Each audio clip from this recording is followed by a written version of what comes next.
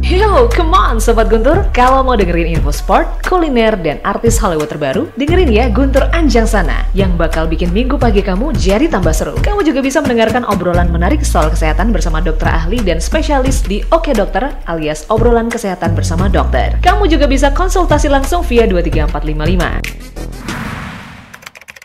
Sebelum kalian menyaksikan video ini, silakan tekan tombol subscribe dan aktifkan lonceng notifikasinya agar tidak ketinggalan info menarik lainnya. Selamat pagi pemirsa Radio Guntur dimanapun berada, jumpa kembali bersama saya Tias Paramita. Kali ini kita ketemuan di Oke Dok, obrolan kesehatan bersama dokter. Dan pagi ini kita bakal membahas topik yang sedikit panas dan hangat, lagi masih diperbincangkan mengenai kontroversi COVID-19.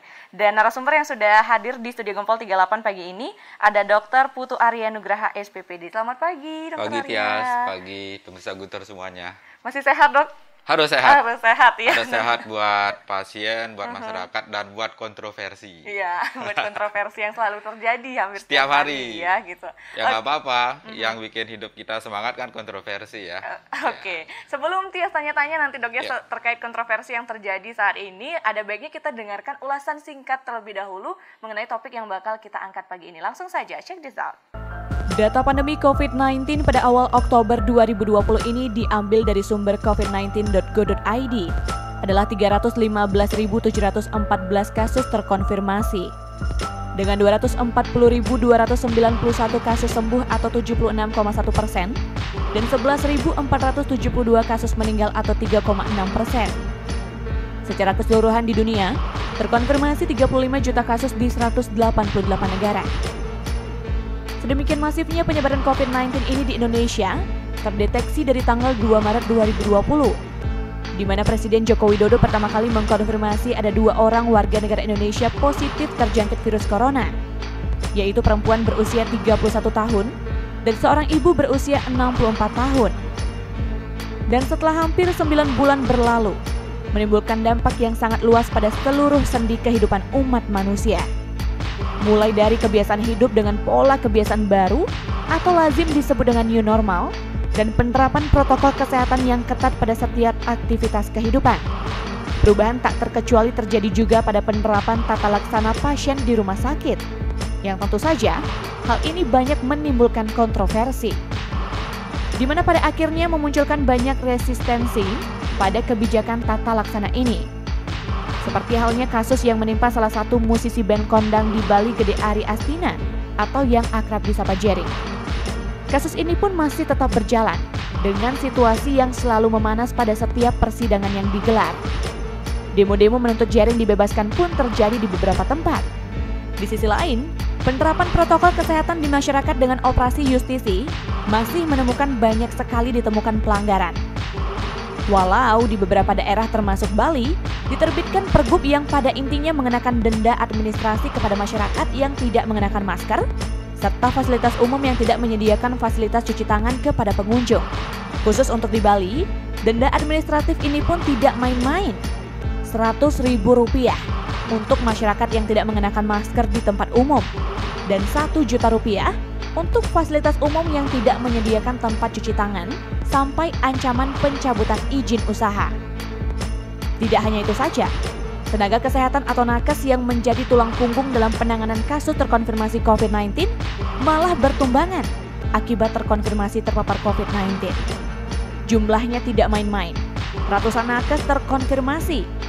Sebuah situasi yang sangat ironis, karena tidak hanya fasilitas kesehatan yang minim saja menjadi masalah, namun SDM yang seharusnya patut terlindungi maksimal untuk memberikan penanganan kepada pasien malah bertumbangan. Keputusan pemerintah mengimpor rapid test kit dalam jumlah besar menjadi masalah juga. Karena sudah jelas rapid test bukan gold standar dalam menentukan apakah pasien terkonfirmasi COVID-19 atau tidak, namun hanya sebagai alat screening saja. Gold standar untuk mendeteksi virus adalah PCR atau polymerase chain reaction. Pun demikian, terbatasnya instrumen PCR yang ada di rumah sakit rujukan menjadi biang keladi lambatnya hasil tes dikeluarkan. Belum lagi, mesin PCR juga membutuhkan sarana dan prasarana khusus untuk pengoperasiannya. Mulai dari ruangan khusus sampai dengan operator yang akan mengoperasikan mesin PCR tersebut. Harapan saat ini, Selain dari protokol kesehatan adalah pada ditemukannya vaksin COVID-19 yang sedang menjalani tes klinis fase 3. Apakah ini menjadi solusi akhir dari penanganan kasus COVID-19? Mengingat riwayat sebuah vaksin ditemukan sampai benar-benar aman dikonsumsi manusia itu membutuhkan waktu puluhan tahun. Kisruh terhadap kondisi pandemi ini juga terjadi saat beberapa tempo lalu. Salah seorang pejabat staf kepresidenan mengeluarkan pernyataan bahwa ada indikasi rumah sakit melakukan tindakan meng-COVID-kan pasien dengan tujuan mencari keuntungan. Hal ini tentu saja menimbulkan reaksi beragam, baik di masyarakat maupun pada tenaga kesehatan. Tentu saja ini menyebabkan pukulan berat kepada nakes. Karena selain mereka sudah lelah bekerja selama hampir 9 bulan ini, stigma dari masyarakat juga menjadi pukulan berat buat mereka. Membayangkan saja sudah lelah dengan hal ini. Muara dari semua ini adalah kondisi ekonomi di banyak negara mengalami kontraksi, tak terkecuali di Indonesia. Pertumbuhan ekonomi di kuartal ketiga yang mungkin sebentar lagi akan diumumkan, banyak diprediksi pengamat ekonomi akan negatif lagi. Setelah pada kuartal kedua kemarin juga negatif. Artinya, Indonesia praktis akan memasuki masa resesi ekonomi, yang kalau solusinya tidak akurat, akan membawa kita semua pada jurang krisis ekonomi. Tentu saja angka pengangguran akan melonjak, sehingga daya beli masyarakat menurun, dan tidak mustahil menjadi trigger naiknya angka kriminalitas di negara ini. Pelik. Bagaimanakah fakta yang sebenarnya mengenai semua fenomena yang sudah disebutkan itu terjadi? Lantas bagaimana sebaiknya kita menyikapi? Simak obrolan ini dalam Oke Dok, di mana kita akan mendengarkan penjelasan dari seorang dokter yang menjadi salah seorang ketua gugus tugas COVID-19 tentang pandangan beliau terhadap fenomena tersebut. Oke, pemirsa Radio Guntur, itulah tadi ulasan singkat mengenai topik yang bakal kita angkat pagi ini di Oke Dok mengenai kontroversi COVID-19 itu sendiri ya Dok ya. Banyak sekali ya Dok ya permasalahan-permasalahan atau kontroversi yang terjadi di luar sana terkait COVID-19 ini sendiri. Karena udah 9 bulan ya. Kalau usia kandungan ini berarti udah lahir gitu. Oke, nah kalau udah ngomongin kontroversi COVID-19 yang saat ini lagi panas dan masih hangat diperbincangkan itu mengenai kasusnya Jering gitu ya Dok ya. Tanggapan dokter terhadap kasus tersebut gimana? Iya, pertama kita harus dudukkan persoalan pada tempatnya masing-masing ya. Saya melihat Jering ini kan musisi dan sangat digemari di seluruh Indonesia, bahkan mungkin di dunia dikenal ya, beberapa kali sampai di luar negeri. Dalam hal musik dia memang memiliki banyak penggemar, termasuk saya. Saya ya anak-anak band juga gitu ya, suka dengan Jering. Kedua, saya juga melihat dia sangat pro rakyat sebetulnya. Katakanlah untuk isu tolak reklamasi kan paling konsisten. Selalu di depan lah menolak reklamasi. Dalam hal memberi bantuan dampak terhadap wabah ini kepada masyarakat juga saya lihat konsisten memberi bantuan makan gratis. Ini sama dengan yang kami lakukan. Saya sendiri punya yayasan sesama ya, mungkin teman-teman dengar gitu. Jadi kami memberikan support kepada nakes berupa APD, nutrisi, suplemen, dan juga masyarakat terdampak dengan masker, hand sanitizer, kemudian sembako gitu ya. Dalam banyak hal kita sama gitu ya. Cuman yang saya lihat pada kasus ini adalah bahwa Jering mungkin mendapatkan data yang tidak terlalu akurat soal bagaimana tata laksana medis. Karena ini sifatnya kan sangat teknis, sangat saintifik. Tidak bisa menggunakan energi yang besar untuk menilai sesuatu, apalagi kalau ada data-data parsial. Ini harus dilihat secara komprehensif. Katakanlah Jering mendapat informasi dari masyarakat yang mengeluh, yang mungkin saja dasarnya adalah ketidakpahaman. Nah, dia harus memang konfirmasi ke pihak yang mengelola ini dengan cara-cara yang baik lah kan begitu. Namanya dalam situasi wabah ini kan yang diperlukan sinergisitas dan persatuan, bukan sikap saling menyalahkan, apalagi menyerang hanya untuk kemudian mengambil panggung popularitas. Tidak bisa, sehingga terjadilah kemudian perbedaan persepsi dan dari sisi Ikatan Dokter Indonesia ini dianggap pelanggaran hukum.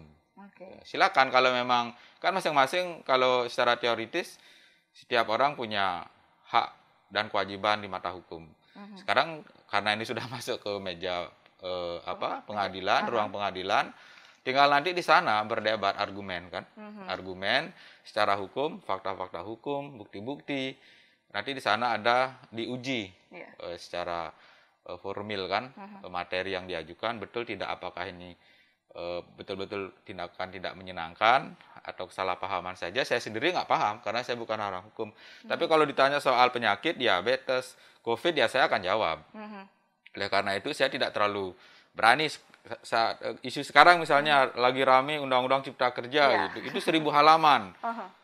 Saya pun pingin biar masyarakat dapat pekerjaan. Saya berpraktek sebagai dokter, banyak pasien karena mereka bisa bayar. Tapi saya nggak bisa komen soal undang-undang ini. Atau kalau saya mau komen, saya harus baca dulu 1000 halaman itu. Betul tidak? Masyarakat sekarang kan, Tias, teman-teman lihat sendiri, mereka ikut demo, ditanya nggak paham. Omnibus Law aja mereka nggak tahu apa itu, mengucapkannya susah, tapi ikut demo merusak fasilitas. Jadi intinya saya rasa ini suatu kejadian yang terjadi karena kita belum hati-hati, miskomunikasi dan tidak baik-baik dulu mengolah data. Oke, dikarenakan hal itu ya, makanya harus saring sebelum sharing gitu. Jadi pandangan saya begitu soal kasus Jering VS ini, ID ya. Tapi salah satu yang dikeluhkan oleh Jering juga dalam kasus ini adalah mengenai rapid test, Dok. Katanya banyak ibu-ibu yang harus kehilangan anaknya, ibu hamil terutama yang melahirkan, karena harus melalui prosedur rapid test dulu sebelum melahirkan. Karena sebenarnya fakta di lapangan di rumah sakit emang ada prosedur seperti itu atau bagaimana, Dok? Prosedur itu ada, dan itu memang SOP atau panduan yang dikeluarkan oleh WHO dan Kemenkes. Kita ini juga prajurit nih. Nakes ini melaksanakan apa yang sudah ditetapkan dari atas. Tapi cara melihatnya tidak seperti itu. Jadi begini, cara melihatnya begini. Pertama, transmisi lokal semakin banyak. Semakin banyak orang yang pengidap tanpa gejala atau OTG namanya. Nah, kemudian terhadap ibu hamil, terhadap mereka yang menjalani operasi, mereka yang pasien yang dipikirkan akan masuk ruang intensif, itu akan terjadi kontak yang erat antara nakes dengan mereka. Sehingga saat swab belum ada, jadi kita nggak bisa membandingkan rapid dengan swab. Swab jelas ya lebih di atas. Saat swab belum ada, seperti tadi di paparannya disebutkan karena fasilitas masih terbatas, upaya yang kita bisa lakukan untuk memberi dugaan lebih cepat adalah rapid test. Itu juga orang bikin rapid test bukan sehari 2 hari. Itu penemuan ilmiah yang berpuluh-puluh tahun. Jadi kita nggak bisa dong kemudian menganulir dan meremehkan, itu nggak bisa. Apalagi yang tidak paham soal medis. Saya sekolah medis sudah 10 tahun ya, plus kursus-kursus belum merasa apa-apa. Harus belajar terus nih. Masa orang baru 2 hari baca berita online sudah memberi pernyataan. Kan bagaimana rusaknya negeri ini kalau orang-orang seperti itu semua. Nah, kita ceklah rapid itu. Nah, apakah hasil rapid mempengaruhi tindakan kepada pasien? Sama sekali tidak. Ini harus dipegang. Hasil rapid test sama sekali tidak menimbulkan perubahan tata laksana pengobatan, tindakan bedah apapun kepada pasien. Yang berubah adalah sikap nakes dalam menangani pasien. Kalau itu didapatkan hasil reaktif dan kemudian scoringnya memang mengarah ke COVID, maka nakes harus menggunakan APD level 3. Kalau pasien harus menunggu persalinan, ya tetap menunggu. Kalau harus sekarang diambil tindakan seksio sesaria operasi, harus diambil. Kalau harus dia menunggu persalinan melalui jalan lahir biasa per vaginam, akan dilakukan. Kalau pasien misalnya harus menjalani cuci darah atau usus buntu, ya dikerjakan. Jadi terhadap mereka tidak ada perubahan apa-apa. Jadi tidak ada kaitan atau asumsi yang benar bahwa akibat rapid ini banyak kemudian yang meninggal, bayi atau ibu hamil. Dia tahu tidak, angka kematian ibu hamil dan bayi baru lahir di Indonesia sejak zaman dulu masih tinggi dibandingkan negara-negara lain. Bali, Buleleng masih tinggi. Jadi bukan karena COVID ini. Jadi bukan prosedur menunggu hasil rapid testnya itu. Sama sekali tidak. Kalau itu ada dan bisa dibuktikan, nakes itu kita bisa penjara. Kalau betul gara-gara rapid kemudian saya tidak mau ngoperasi pasien yang harus sudah operasi, nggak bisa. Oke, jadi Gitu. cuman prosedur, jadi nakesnya sendiri yang harus Betul. menggunakan APD yang lengkap gitu ya, level coba 3. saya mau kasih tahu juga. Dengan cara begitu pun, Tias mungkin sudah dengar juga pemirsa Guntur. Beberapa rumah sakit, UGD juga pernah ditutup gara-gara nakesnya terpapar semua. Oke, Kenapa nggak kita berusaha memikirkan suatu masalah, melihat dari berbagai sudut pandang. Dan satu lagi, karena saya seorang dokter praktek juga ya, saya harus menyampaikan pengalaman saya. Dan ini beberapa kesempatan saya sampaikan. Jadi suatu sore saya berpraktek di ruang praktek saya, datang seorang ibu dengan keluhan usus buntu.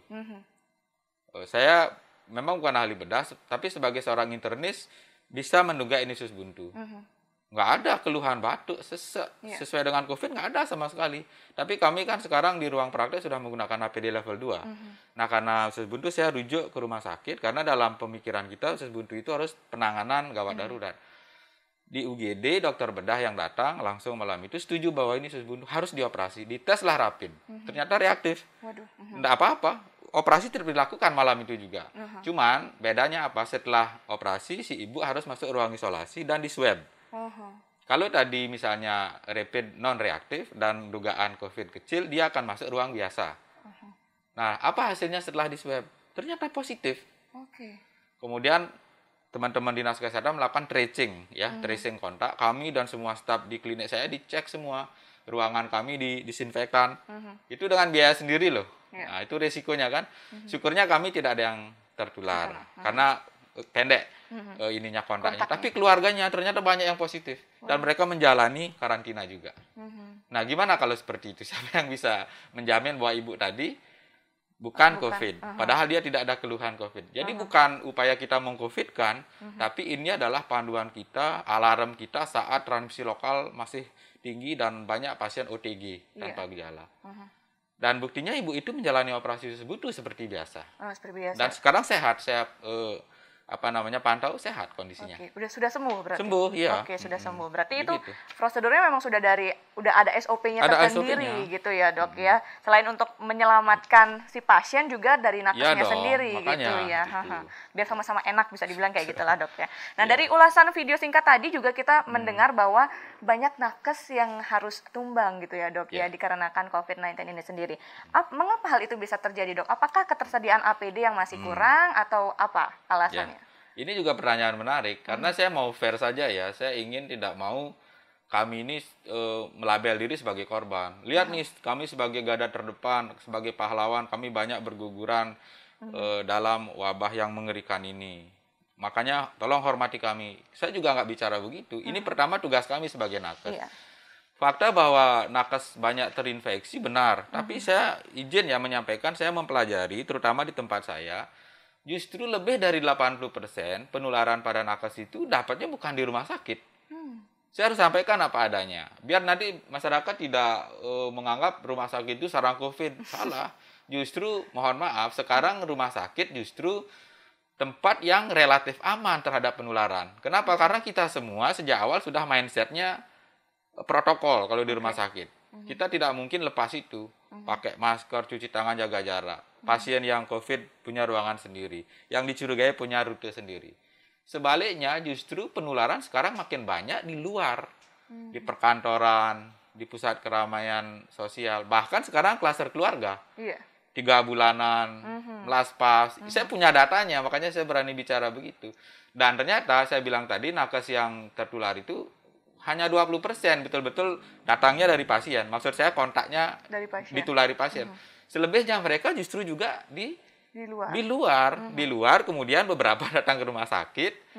Karena sesama teman merasa sehat, menularkan temannya di satu ruangan. Begitu. Kemarin ada yang video sangat menarik dari sejawat saya, dokter jantung di Gianyar, dokter Erna namanya. Dia itu sangat-sangat menyesali dirinya karena di rumah sakit dia orang yang paling keras menerapkan protokol. Dia sering memarahi nakes yang tidak disiplin. Bahkan dia tidak makan minum dari pagi jam 8 sampai jam 3-4 sore. Karena dia memang menghindari betul-betul segala risiko. Tapi ternyata dia tertular di mana? Di rumahnya. Karena dia merawat salah satu keluarganya yang tidak disadari COVID. Dan bukan main-main, dokter Erna ini sampai dirawat di rumah sakit khusus COVID di RSPTN, Rumah Sakit Perguruan Tinggi Negeri, sampai menggunakan sarana canggih untuk kasus kritis, sampai menerima plasma konvalesen. Nah itu, jadi dudukkan persoalan pada tempatnya. Nakes banyak yang kena, tapi sebetulnya lebih banyak tertular di luar. Gitu ya? Di rumah sakit ada pasti. Gitu. Ya itu ya tadi ya, dia nggak sadar malah ke rumah sakit, dianggapnya dirinya sehat-sehat aja gitu. Nah kenapa para nakes ini kalau di rumah sakit bisa sebegitu disiplinnya, tapi di luar mereka bisa kena, Dok? Nah itulah fenomena kita, sama kayak cerita-cerita orang, maaf nih ya, misalnya kita nih keluar negeri gitu ya, di sana kita betul-betul takut, disiplin, taat. Walaupun katakanlah dalam hal lalu lintas di tempat itu satu pun tidak ada polisi lalu lintas. Saya pernah kan, kita mengikuti betul. Nah sekarang mereka orang asing itu di negara maju yang coba datang ke Indonesia. Mereka sama aja kayak kita, nggak pakai helm, terobos lampu merah. Jadi ini terkait soal budaya. Coba bayangin, dalam kondisi tingkat kematian yang sangat tinggi bulan Agustus September ya untuk COVID, suruh pakai masker aja mesti didenda. Nah kan bagaimana masyarakat kita coba? Padahal masker saya tahu Pemda menyiapkan. Kami dari ID cabang Buleleng juga sering berbagi. Yayasan saya juga yayasan sesama berbagi ke pasar-pasar. Sekarang masyarakat tertentu ini tidak semuanya lebih memilih debat, ribut, mengkritisi, alih-alih memakai. Padahal memakai masker kan gampang sekali. Kalau mau minta masker kita kasih gitu loh. Tapi mesti ada impres bahwa yang tidak menggunakan masker kena denda. Sudah kena denda bisa tertular COVID. Kenapa nggak pakai aja? Mungkin bisa gratis dan tidak tertular COVID. Kan lebih damai negeri ini dan penularan nanti juga bisa dikurangi. Tapi begitulah faktanya, kita lihat sendiri, kita nilai sendiri bagaimana susahnya mengatur orang. Gitu. Iya, hal ini juga dibuktikan dari operasi justisi yang dilakukan, masih ditemukan banyak pelanggaran di mana masyarakat masih minim yang sadar untuk menggunakan masker. Nah, kira-kira apa yang menyebabkan masyarakat seperti sudah tidak percaya akan COVID ini, Pak, saat ini gitu ya. Di awal-awal mungkin mereka masih patuh gitu ya, disuruh di rumah, oke, di rumah pakai masker. Tapi makin kesini makin lama kenapa makin kayaknya udah kayak ya udahlah kayak pasrah aja sama si COVID ini. Saya pernah membuat tulisan tentang kenapa kok COVID ini selalu gaduh gitu ya. Pertama, saat-saat awal ini wajar karena kita semua berada pada fase takut, panik. Menurut saya, saat-saat ini kita sudah harus masuk ke fase bertumbuh namanya, yaitu mengubah ketakutan dan kepanikan menjadi paham dan waspada. Sebagian besar sih sudah, tapi 1-2 orang yang belum, itu yang lebih banyak terekspos. Sehingga secara dari sudut pandang media mereka itu memiliki informasi seperti itu. Padahal kan sebagian besar sudah oke, kita bisa ajak bekerja sama lah.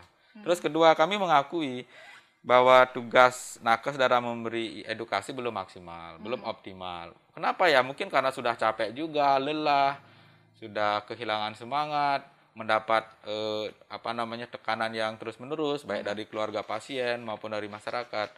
Tapi saya selalu mengajak, kita sebagai nakes ini memang sudah tanggung jawabnya melayani orang. Orang sakit itu kan pasti tidak sehat ya. Iya, benar. Jadi kitalah yang nakes ini yang harus tetap waras dan strong, baik dalam hal melayani pengobatan maupun memberi edukasi berulang-ulang. Saya sendiri menerapkan itu. Terus yang ketiga ya ini, masyarakat cenderung karena kesengsaraan yang lama, wabah yang 9 bulan tadi, sudah kehilangan harapan dan mereka memilih hal-hal yang seperti tadi jalan pintas, lebih mudah membagikan postingan yang belum tentu akurat, hoax. Dan seperti kemarin, selain public figure yang terlalu terburu-buru menyampaikan pandangan kontroversial, juga pejabat istana pun begitu. Nah, ini kan menjadi gimana ya? Saya tidak tahu persis faktanya bagaimana pejabat istana itu membuat statement begitu, tapi saya sempat mencari informasi. Sebetulnya tidak begitu. Sebetulnya wartawan bertanya kan, dan wartawan ini tentu seperti Jering dapat masukan dari masyarakat. Kan belum tentu masukan ini benar bahwa pasien di COVID-kan. Ditanyalah Pak Muldoko. Jadi kan beliau kan spontan aja seorang militer. Itu nggak boleh. Kalau ada begitu kita akan usut. Saya sudah banyak mendengar nih informasi begini. Tapi kan bukan berarti kenyataan. Dengar informasi. Nah, itulah yang diposting berulang-ulang sama banyak orang yang mungkin merasa sudah sengsara hidupnya dengan COVID ini. Kami juga sengsara semua. Itu sehingga saya membuat waktu itu tulisan artikel di media sosial. Bagaimana caranya meng-COVID-kan pasien yang tidak COVID menjadi COVID. Karena syaratnya kan harus ada hasil swab. Orang tadi aja dapat hasil swab susah kan dari pemaparan sebelumnya pengantar itu. Tidak bakal bisa karena SPJ untuk mencairkan dana pasien COVID itu kalau sudah ada lampiran hasil swab. Jadi sesuatu yang nonsen bagi saya melakukan upaya meng-COVID-kan pasien. Gitu. Bukan. Tidak bisa ya untuk meng-COVID-kan pasien. Tidak bisa, gimana? Bahkan sekarang misalnya, mohon maaf ya biar semua masyarakat tahu, di Buleleng ini ada sekitar 5 atau 6 yang sudah melayani COVID. Dulu kan RSUD saja sebagai rumah sakit rujukan nasional. Sekarang rumah sakit swasta kita ajak untuk berbagi dalam kondisi sulit ini, mereka menyiapkan. Dalam 2-3 bulan ini, dan kita sejak Maret ya, berarti kita 9 bulan, baru 2 rumah sakit loh mendapat pencairan klaim pasien COVID. Bukan pemerintah nggak ngasih, bukan. Dananya besar kan, 7 triliun. Dan yang turun katanya baru 1%. Kenapa? Karena SPJ-nya sulit. Bukan sulit maksudnya dihambat-hambat, enggak. Karena harus benar gitu loh. Jadi harus ada data yang sinkron. Betul nggak ini pasien, identitas, gejalanya, pemeriksaannya, hasil swab-nya ada. Itu kalau klop, dan itu jumlahnya banyak, baru dicairkan. Misalnya kita mengajukan 20 pasien, 1 aja kurang, dibalikin dulu. Itulah membuat lelah petugas kita untuk membuat laporan saja. Jadi tidak bisa dengan mulut aja, oh ini COVID, kemudian dapat uang. Ini COVID dapat uang, nggak bisa. Jadi harus ada buktinya. Ada gitu bukti, ya? Buktinya itu pun diverifikasi. Yang memverifikasi orang-orang BPJS yang terkenal sangat teliti. Makanya dulu Tias pasti sering dengar, dokter konflik dengan BPJS karena inilah semacam pengajuan-pengajuan yang diteliti dengan baik, itu bukan ditolak, dihambat, enggak. Sebenarnya dokter merasa sudah bekerja, melayani nyata itu. Tapi yang membuat ini tidak kemudian bisa dicairkan kan karena administrasi yang belum lengkap. Faktanya itu ya. Apakah data mengenai pasien tersebut yang entah itu yang meninggal atau memang yang terkonfirmasi positif COVID ini diberikan ke keluarganya juga? Karena kan banyak yang tidak terima itu keluarganya biasanya dok ya. Kalau kita mendengar di televisi yang sudah meninggal itu diperebutkan jenazahnya karena mereka tidak terima keluarganya dikatakan COVID. Nah itu bagaimana? Betul. Jadi hasil pemeriksaan lab itu saya sudah tekankan ya di tim COVID harus diberikan kepada keluarganya. Hasil swab itu biar mereka paham. Dan kop surat pemeriksaan hasil COVID itu kan dari Jakarta, dari pusat Kemenkes, bukan kita buat di sini. Itu sudah ada. Itu detailnya, jam, tanggal, identitas pasien, kapan dikirim, kapan diperiksa, itu metode apa kelihatan. Itu yang pertama. Itu sering kadang-kadang mohon maaf memang karena pasien banyak, hasil seperti itu sering dikirim virtual, petugas nakes belum sempat memberikan ke keluarga. Tapi prinsipnya mereka harus menerima hasil itu sebagai dasar. Nah kalau itu tidak diberikan, lantas kita bilang COVID, wajar masyarakat keberatan. Mana? Curiga kan? Jangan-jangan ini bohong-bohong, ditipu-tipu, dibilang COVID, padahal nggak ada. Itu harus diberikan. Nah, kalau sudah kita berikan, kemudian baru kita tanyakan setuju apa tidak. Kemudian jenazah ini dilakukan tata laksana COVID. Sesuai dengan COVID. Kalau setuju, nanti kita lakukan. Sekarang di Buleleng ini ada 2 metode. Kalau dulu mengacu kepada aturan pusat, hari ini meninggal, hari ini dalam 2-3 jam harus sudah dikubur. Karena siapapun tidak boleh menyentuh kecuali petugas yang menggunakan APD dan BPBD. Rumah sakit kerjasama dengan BPBD. Nah, kebijakan ini dari pusat yang tidak melihat adat tradisi ribut. Seakan-akan menanam binatang seperti itu. Karena mencederai tradisi kita. Akhirnya kami berembuk bagaimana kalau kita membuat opsi lain yang bisa mengakomodasi keinginan kultural masyarakat. Kebetulan saya sangat beruntung di RSUD Buleleng ada seorang ahli forensik, Dr. Clarissa. Saya sih sarankan nanti sekali undang beliau ke sini bicara khusus tentang jenazah. Beliau ini ahli penata laksanaan jenazah. Satu-satunya ya di Bali Utara. Jadi di Bali cuma ada Sanglah dan RSUD Buleleng. Dia membuat terobosan dengan melihat referensi keamanan. Oh boleh dititip. tetapi dititip harus menjalani apa yang disebut dengan tindakan disinfeksi. Oke. Biar dia tidak menularkan ini lagi, kuman lagi. Itu boleh dititip menunggu hari baik. Oke. Nah, itu. Kita udah berikan solusi begini, tapi masyarakat misalnya keluarga tetap aja menolak. Misalnya sudah nyata swabnya positif, atau swabnya belum keluar, tapi secara klinis ada probable atau suspek. Kan tidak selalu harus ada swab. Tapi kalau dokter melihat ini curiga, arahnya kuat, ada kontak dengan pasien lain misalnya, itu harus ditata laksana. Kalau keluarga tetap menolak, kita tidak bisa memaksa, akhirnya mungkin ada nanti surat keterangan penolakan dan pernyataan bahwa ini memang kemauan keluarga. Silakan kalau begitu Nakes dan BPBD tidak mau terlibat, tidak boleh terlibat. Karena itu sudah melanggar hukum. Bahkan pidana untuk undang-undang wabah. Tahu nggak misalnya dia seandainya itu terjadi klaster baru dalam keluarga gara-gara mengambil jenazah COVID yang tidak menggunakan protokol dan timbul klaster di sana, biar kita tidak disalahkan lagi. Kok dibiarkan? Jadi kita harus melindungi staf juga begitu. Walaupun sih kita berharap tidak terjadi hal seperti ini. Seperti cerita Tias bilang direbutin, diambil paksa, itu berisiko sekali. Ada klaster baru nanti. Oke, jadi karena jenazah itu masih memungkinkan untuk menimbulkan klaster baru gitu berarti dok ya? Penularan dari jenazah yang penderita COVID yang tidak ditata laksana sesuai dengan protokol. Oke, itu masih berpotensi berarti. Kan orang bertanya, masa orang sudah mati. Virus itu kan akan hidup pada orang yang hidup. Coba sekarang ini, kenapa kita melakukan penyemprotan di gagang pintu, di katakanlah fasilitas umum, ATM, kemudian di ruang perawatan yang sudah ditinggalkan pasien, akan ada pasien baru. Kenapa kita dry mist? Kenapa kita Ya karena memang droplet virus itu masih akan ada beberapa jam di sana. Gitu. Bahkan misalnya kalau dalam tubuh jenazah yang lembab misalnya, masih bisa lebih lama. Kenapa enggak? Oke, seperti itu ya. Jadi Iya. potensi penularannya juga masih tinggi sebenarnya ya. Jadi pasien sekarang mati, COVID-nya juga mati. Ya enggak pasti dia punya waktu untuk hidup. Dia akan berusaha untuk, namanya insting organisme hidup, dia akan berusaha untuk mempertahankan dirinya.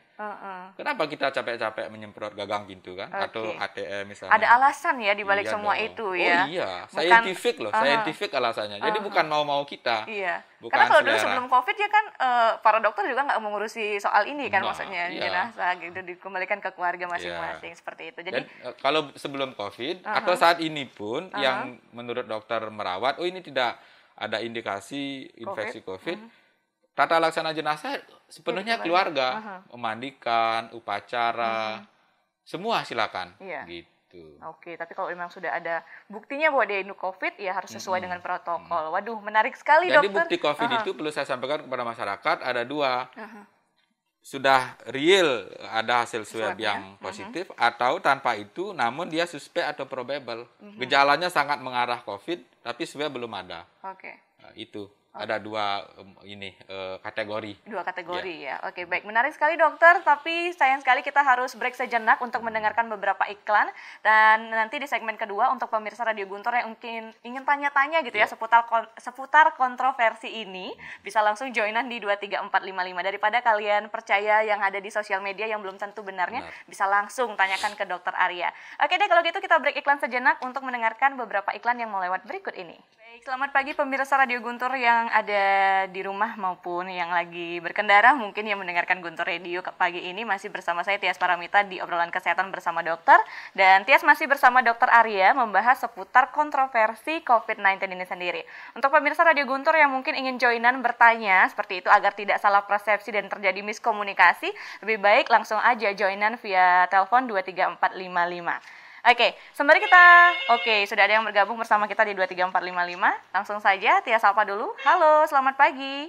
Iya, selamat pagi Tias. Oke, Gong De di Ngurah Rai ya. Iya, selamat pagi Pak Dokter Ngurah. Oke, pagi Gong. Semoga selalu sehat Pak. Astungkare Pak Gong. Iya, ya apapun Bapak sudah panjang lebar secara detail sudah dijelaskan Pak ya. Tetapi ini bagaimanapun tetap Bapak tidak anti-intinya juga ya, karena masyarakat ini kan betul-betul kalau dibilang apa ya, karena terlalu lama menghadapi ini, bagi orang yang dangkal cara berpikirnya ya kadang-kadang ngacau juga gitu loh Pak ya. Di sini semuanya harus bersabar dan tetap punya inisiatif apapun yang diharapkan. Tetapi begini Pak ya, ini kami kan punya buruh ngalap cengkeh Pak ya. Terus datang, dia enggak pakai masker Pak. Terus saya tanya, kenapa kamu enggak pakai masker? Nanti tidak bagus itu. Wah, dibanding saya mati enggak makan, lebih baik saya mati direnggut oleh COVID. Gitu Pak. Waduh, kok jangan begitu. Nanti saya disalahkan, saya bilang gitu. Akhirnya saya kasih dia masker dan sebagainya. Tidak boleh begitu kalau ke sini. Nanti bukan kamu, saya yang akan disalahkan. Karena saya harus memberi contoh yang baik. Saya bilang begitu Pak.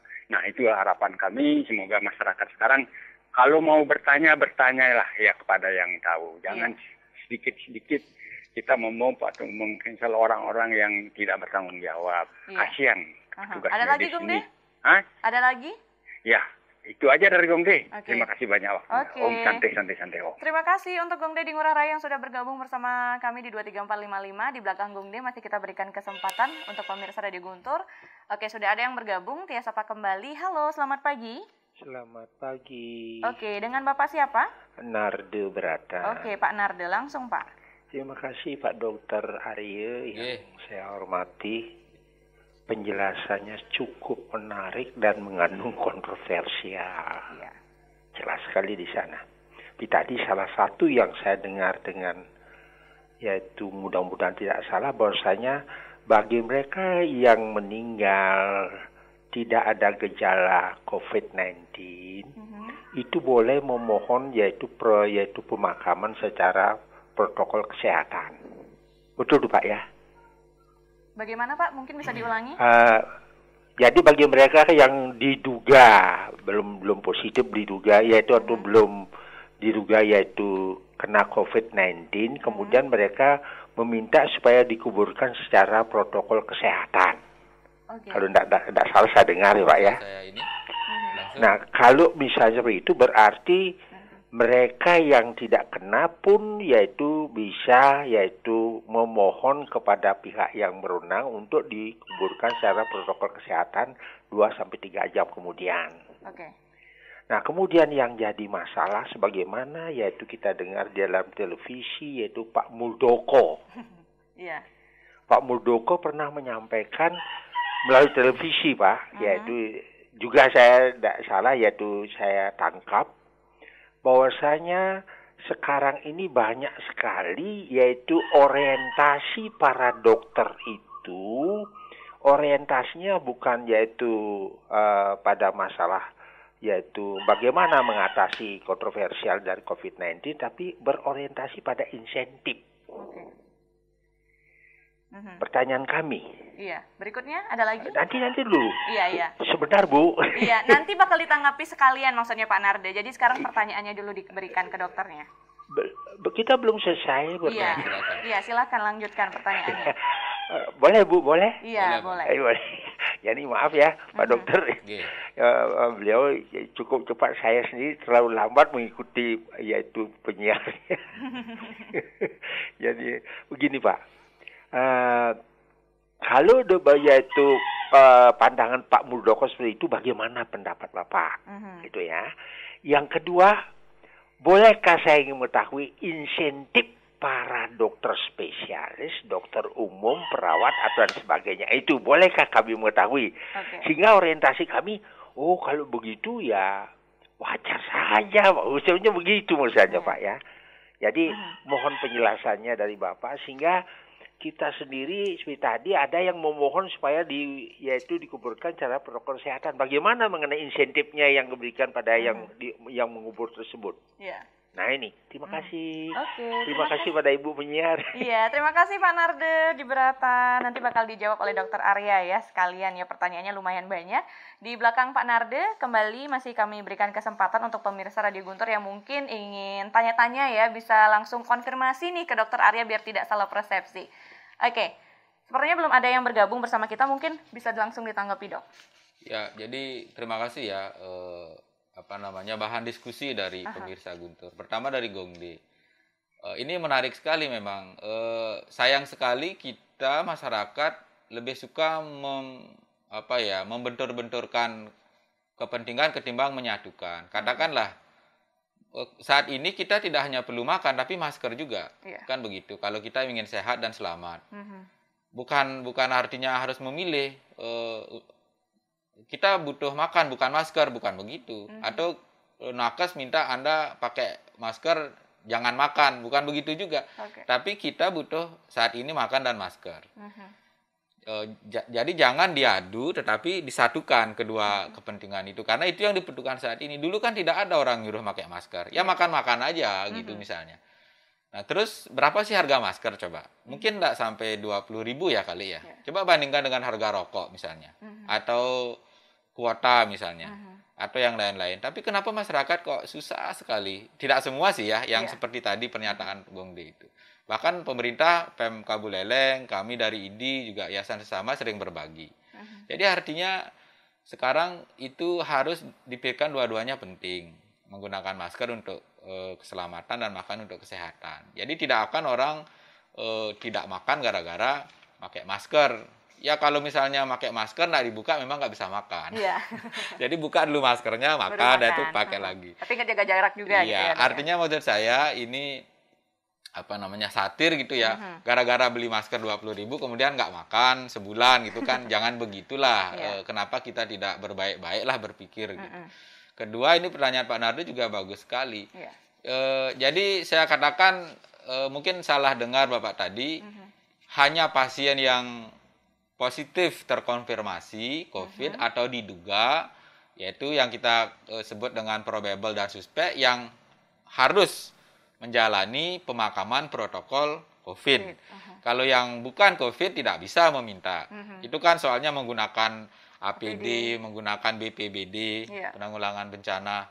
Jadi kalau bukan COVID, silakan keluarga ngelola jenazahnya seperti tradisi ya. Mungkin Pak Nardo tadi keliru mendengar, yang COVID ini kemudian ternyata banyak keluarga yang tidak setuju di tata laksana seperti COVID.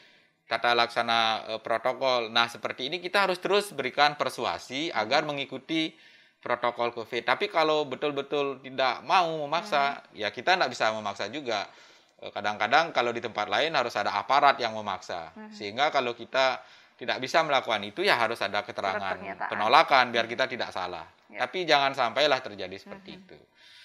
Nah, mengenai insentif ya.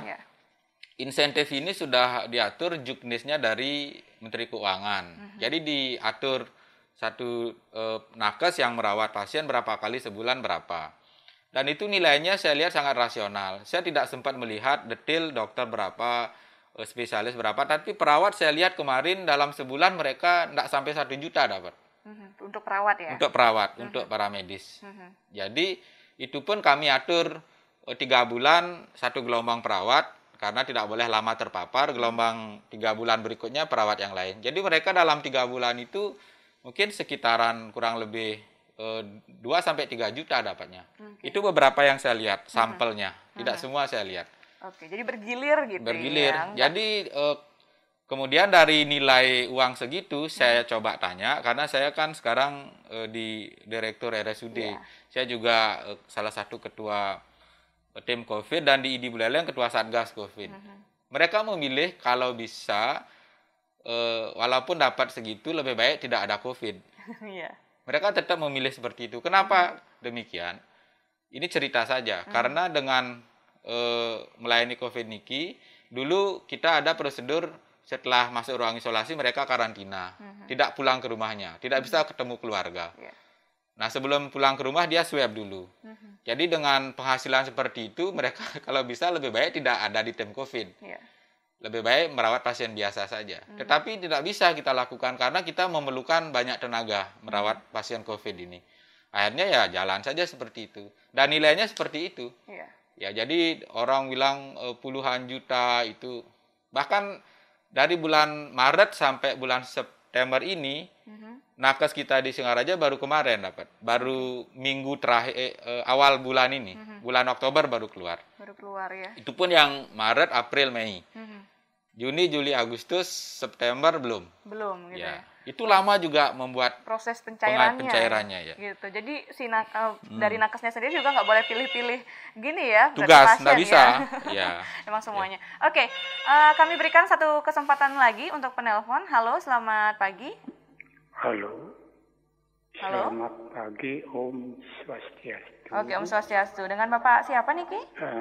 Kita Sakeng Bakti Seraga nih. Tinggal di Bakti Seraga Astaul dia. Oke, Pak Astawa. Silakan Pak Astawa. Sampun iki Bapak narasumber, mungkin ada beberapa pertanyaan. Andai kata Bapak tidak bisa jawab, tidak apa-apa. Tapi yang begini nih, kemarin kira-kira 2 hari yang lalu, Tiang punya warga meninggal nih. Dia sebenarnya sehat, kan? Sehat ya. Tahu-tahu jam 12 malam, dia susah bernapas, sesak napas. Terus dibawa ke rumah sakit Kertahusada. Nah, kalau melihat daripada kalau dia sesak napas, susah bernapas, nike napi penyakitnya nike. Nah, Tiang kan takutnya nih, sampun nike. Karena pada waktu dia sudah meninggal di rumah sakit, begitu dia dipulangkan saja. Nah, sekarang kan pertanyaan Tiang itu, apa dia corona atau bagaimana? Itu yang Tiang tanyakan. Kedua, masalah begini, soal penguburan mayat, itu Tiang tanya, mayat yang dikuburkan itu pakai plastik atau hanya pakai peti saja? Karena Tiang punya buku yang dibuat oleh pemerintah Belanda, waktu pemerintahan Belanda ini, syarat-syarat untuk menguburkan mayat satu ke dalamnya 2 meter. Sebelum mayat diterjunkan atau dibawa ke liang lahat, setinggi 20 cm itu diberikan kapur putih itu, kan? Sampai di atas mayat itu dikasih kapur putih. Setelah itu baru tanah dipakai, kan? Itu kalau Pak Dokter pernah membaca itu, apa sih gunanya kapur putih itu? Nah, sekarang dalam hal protokol kesehatan ini, apakah sudah menggunakan itu? Sudah gitu pertanyaan Tiang, apakah orang yang sudah mati itu, yang sudah dikubur itu, apa bisa akan keluar lagi coronanya? Sekian, terima kasih. Om Santi. Santi. Baik, terima kasih Pak Astawa di Bakti Seraga yang sudah bergabung bersama kami di 23455. Mungkin bisa langsung ditanggapi, Dok? Kasus yang pertama ya Pak Astawa, jadi ada 2 keadaan. Kalau pasien yang warga Bapak sesak kemudian dibawa ke rumah sakit, di rumah sakit sempat menjalani pemeriksaan, perawatan, kemudian meninggal, maka penyebab kematian akan ditentukan oleh dokter yang merawat. Dengan apa? Dengan dasar-dasar wawancara kalau ada keluarganya yang bisa memberi petunjuk. Riwayat penyakitnya apakah jantung, paru, ginjal, itu yang membuat sesak.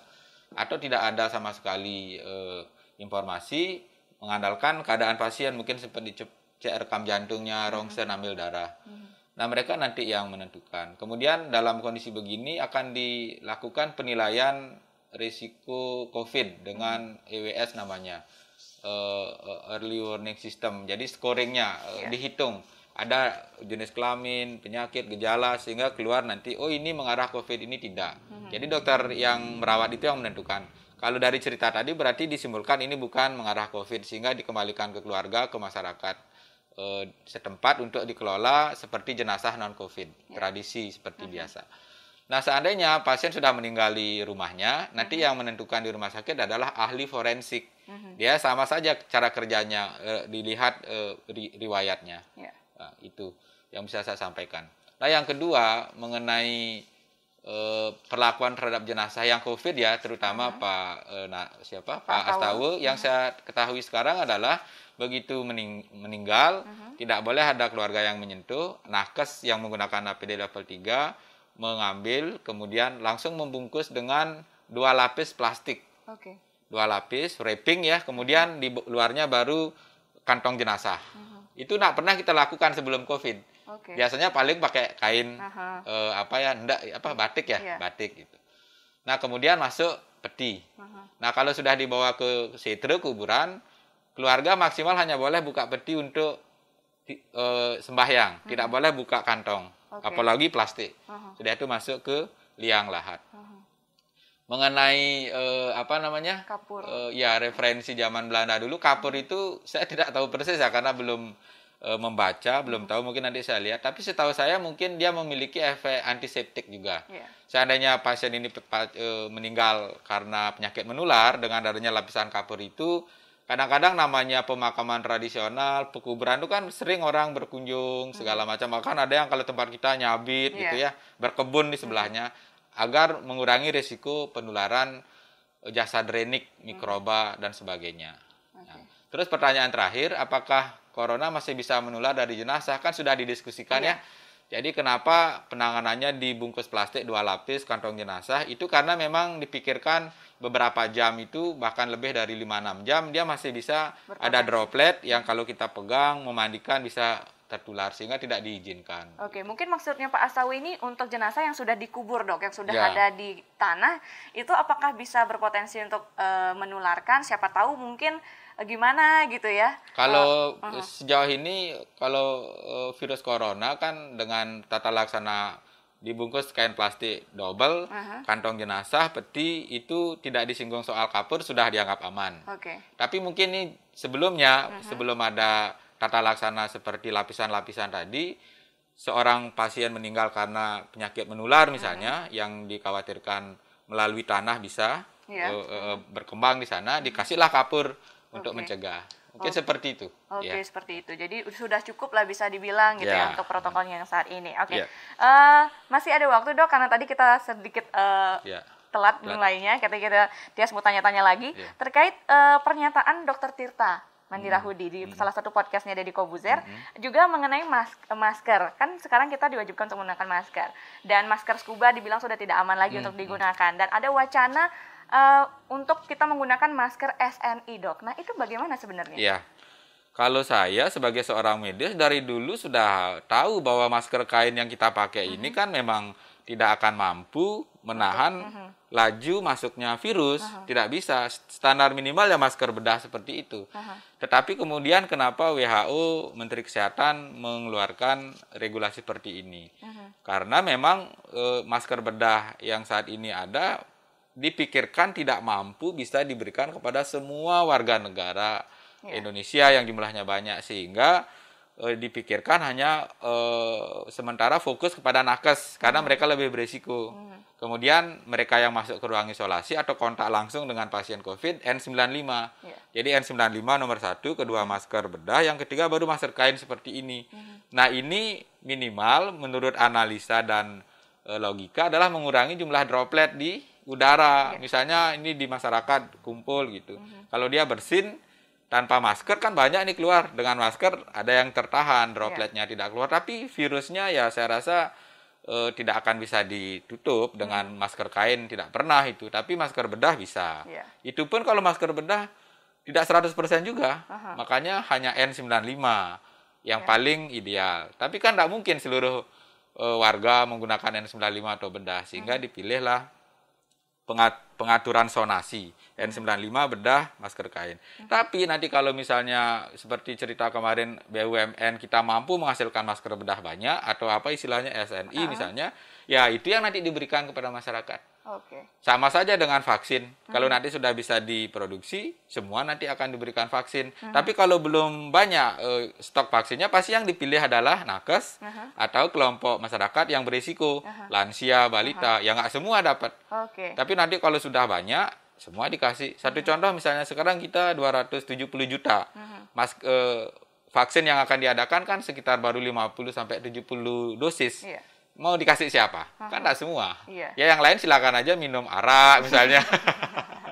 minum lolo, kan nggak apa-apa. Iya. Ya, jadi itu bukan standar, tetapi minimal ada upaya, dan itu lebih banyak faktor psikologinya. Ilmunya tidak tidak ada seperti itu. Oke, nah kalau ngomongin soal COVID ada juga vaksin, tadi dokter juga sempat menyebutkan. Nah, apakah realistis kita berharap pada vaksin sebagai jargon untuk mengatasi permasalahan COVID-19 ini, karena harapan masyarakat kepada vaksin ini terindikasi membuat masyarakat tidak disiplin dalam melaksanakan 3M.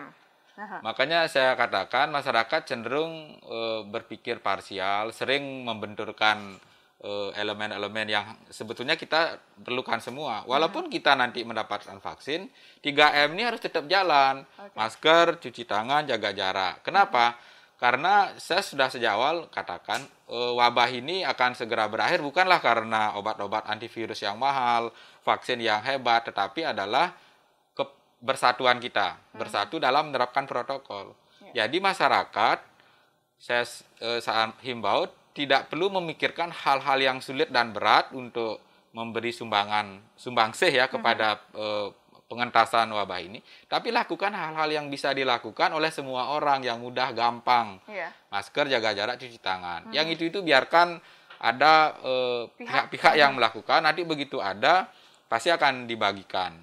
Dan vaksin dalam hal wabah adalah merupakan konsekuensi saintifik, konsekuensi ilmiah yang harus terjadi memang. Ilmuwan tidak mungkin diam, pasti dia membuat vaksinnya. Tapi jangan kita pikirkan yang jauh-jauh, yang dekat-dekat dulu kita lakukan dan efektif mestinya. Iya, karena untuk menemukan vaksin ini nggak bisa 1-2 hari nggak gitu bisa. Ya dok ya. Coba Tias ya, misalnya virus corona sebelumnya MERS, SARS itu 3 tahun baru pas vaksinnya. Bahkan Ebola lebih dari 5 tahun. Ini orang ngejar kurang dari setahun, bayangkan. Begitu usaha di seluruh dunia untuk menghasilkan vaksin. Sementara kita masih skeptis, menganggap ini konspirasi. Nggak perlu masker, kami perlu makan, ya nggak bisa dong, kan harus kita semua sinergi. Perlu makan, tapi kita juga harus perlu masker di zaman tapi seperti kalau habis makan tertular kan sama aja, untuk apa makan? Habis makan kita tidak tertular biar sehat. Buktinya kemarin orang makan-makan banyak tertular. Klaster makan-makannya banyak juga. Gitu. Selain klaster makan-makan dan klaster upacara adat, tadi dokter sempat menyinggung juga, ada klaster keluarga yang disebutkan saat ini. Lalu, ada. Saya sendiri menangani. Apakah itu berarti kita di rumah pun harus tetap pakai masker? Ya, di rumah juga minimal jaga jarak lah. Kalau pakai masker terus-menerus nggak kuat. Jaga jarak kan 2 meter. Ya, keadaan begini mau kita sayang sama anak, sama istri, tetap ini lagi situasi wabah. Kecuali memang masing-masing meyakini tidak pernah kemana-mana, atau kalau keluar hanya perlu dan tetap di sana menerapkan protokol. Baru ada kemungkinan kecil lah untuk membawa klaster baru dalam keluarga. Karena saya sendiri sebagai dokter praktek swasta memang menangani satu keluarga, beberapa keluarga yang semuanya tertular dalam satu rumah. Itu. Nah terkait dengan kewajiban penggunaan masker juga dok, ada yang menyatakan bahwa di mobil pun harus menggunakan masker meskipun sendiri. Itu bagaimana sebenarnya? Ya, jadi ada 2 pertimbangan. Pertama, dipikirkan bahwa mobil itu kalau pernah diikuti penumpang lain, misalnya dropletnya itu akan bertahan karena di ruang tertutup. Kedua, menggunakan masker saat ini sering sekali diminta kita merupakan suatu refleks, tidak selalu kita pikirkan. Keluar dulu baru pakai, ketemu orang baru pakai, enggak. Kadang-kadang itu telat kita, sehingga lebih bagus plek pakai, entah di dalam mobil, entah di dalam ruangan, entah di ruang terbuka, agar nanti kita nggak perlu lagi lupa gitu. Kadang-kadang kalau kita jadwal pakai masker saat ini saat itu sering lupa, sehingga udahlah biarin aja agar kita terbiasa. Itu salah satu cara berpikir juga. Gitu. Biar bisa karena terbiasa. Nah, gitu seperti ya dok itu. ya. Oke, sayang sekali sudah waktunya kita untuk mengakhiri dok. Sebenarnya masih banyak sekali kontroversi yang harus dibahas, tapi mungkin nanti ya di lain kesempatan bakal kita bahas. Mungkin ada closing statement dok yang ingin disampaikan terkait topik kita pagi ini? Ya, jadi saya mengajak masyarakat, walaupun memang mungkin secara manusiawi kita suka kontroversi ya, karena membuat kita rame, semangat. Ya sudahlah, kalau untuk urusan COVID ini, tingkat kematian sudah semakin banyak, klaster sudah muncul di mana-mana. Mari kita kembali melakukan hal-hal yang sederhana untuk mengakhiri wabah ini. 3M itu tadi, masker, cuci tangan, jaga jarak. Sambil kita berikan dukungan kepada nakes, kepada ahli untuk menghasilkan vaksin.